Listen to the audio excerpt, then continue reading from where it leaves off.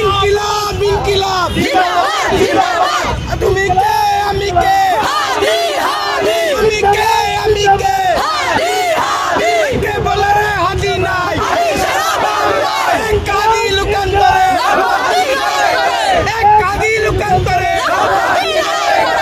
আপস না সংগ্রাম গোলাম মিলাই আজাদি গোলাম মিলাই আজাদি আপস না সংগ্রাম। প্রিয় উপস্থিতি, আপনারা কত স্বপ্ন দেখেছেন এই শাহবাগে এই প্রচন্ড শীতকে উপেক্ষা করে এই দেশের মা বোনরা নবজাতক শিশুকে নিয়ে রাত কাটিয়েছে।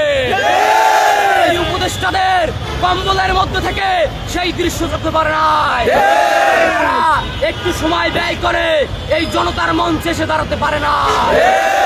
তারা ক্ষমতার লোভ পেয়ে বসেছে, তারা ক্ষমতার চেয়ারের মজা বুঝে গেছে। এই মজা আমরা বেশি দিন বুঝতে দেব না। ওরে মনুরা, এই চেয়ারের মজা জনগণ তোমাদেরকে বুঝতে দেবে না।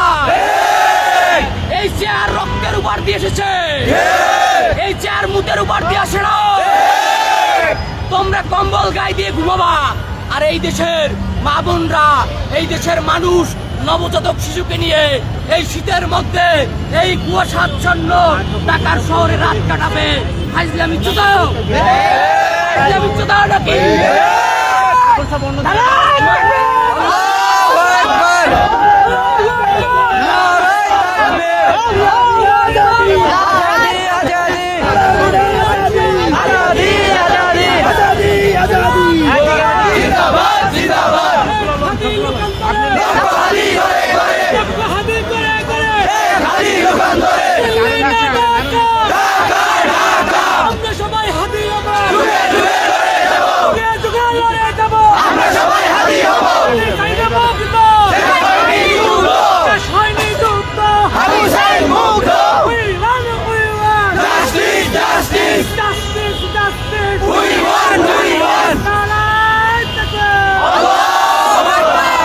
এই দেশের বুদ্ধিজীবী বেশ্যারা এখনো টকশোতে গিয়ে আমাদেরকে বলে আমরা সুশীল নয়, আমাদেরকে সুশীল হতে হবে, আমাদেরকে সুশীলতা শেখায়।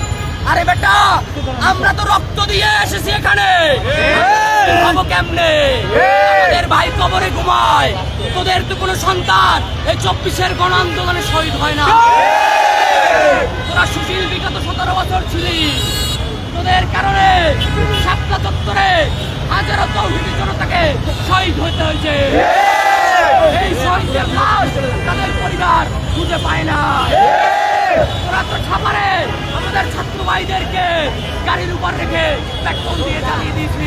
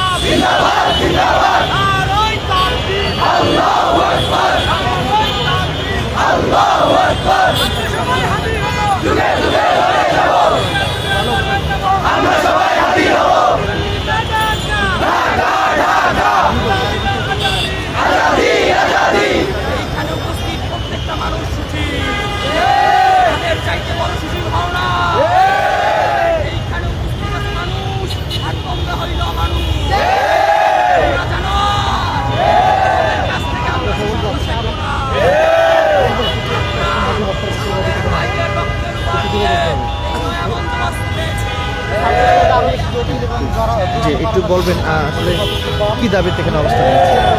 আচ্ছা দেখুন, এখানে সাম্প্রতিক সময়ে যেটা হচ্ছে, আমরা জানি যে হাদি ভাইকে হত্যা করার পর খুব দ্রুততম সময়ের মাঝে যেই বিচার নিশ্চিত হওয়া উচিত ছিল, অপরাধীকে গ্রেফতার করা উচিত ছিল, সেটার বিন্দুমাত্র আমরা এখানে দেখতে পাইনি।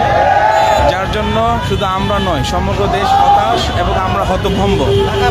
কেন এত প্রথম আলো পত্রিকা, একটা পত্রিকা, দুটো পত্রিকা অফিস আগুন দেওয়ার পরে অপরাধীকে যতটা সময়, কম সময়ের মধ্যে গ্রেফতার করতে সক্ষম হয়েছে প্রশাসন, ঠিক এখানে তার উল্টো দেখতে পাচ্ছি আমরা, যেটা এই জাতির জন্য লজ্জা, এই প্রশাসন, এই সরকার এবং এই আমাদের এই সার্বভৌমের জন্য লজ্জা।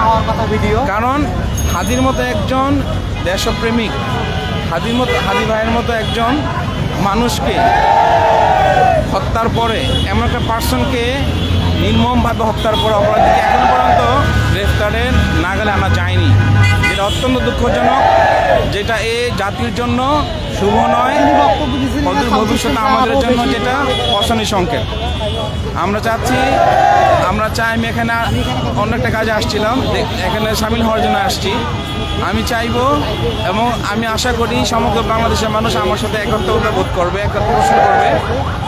যত শিগগির অনতিবিলম্বে শহীদ হাদি হত্যার বিচার নিশ্চিত করতে হবে।